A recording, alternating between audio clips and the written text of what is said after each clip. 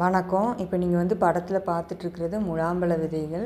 இந்த மாதிரி முலாம்பழ விதைகள், வெள்ளரிக்காய் விதைகள், வெள்ளை பூசணி விதைகள், மஞ்சள் பூசணி விதைகள் இது எல்லாத்தையுமே வந்து நம்ம சதை பகுதியை பயன்படுத்திட்டு அதுக்கப்புறமா நம்ம அதை அப்படியே அப்போவேவும் சாப்பிட்லாம். இல்லாட்டி நல்லா தண்ணியில் அலசி அதுக்கப்புறம் வெயிலில் நல்லா உலர்த்தி வச்சு சேகரித்து வச்சுக்கிட்டோன்னா நம்ம ஏதாவது தின்பண்டம் சாப்பிட்ணும் போல் இருக்கும்போது இது நம்ம வந்து பயன்படுத்திக்கலாம்.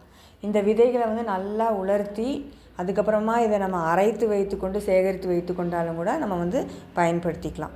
ஒரு ஸ்பூன் இந்த விதை பொடியை சாப்பிட்டுட்டு தண்ணி குடித்து அந்த மாதிரிலாம் வந்து நம்ம இதை பயன்படுத்திக்கலாம்.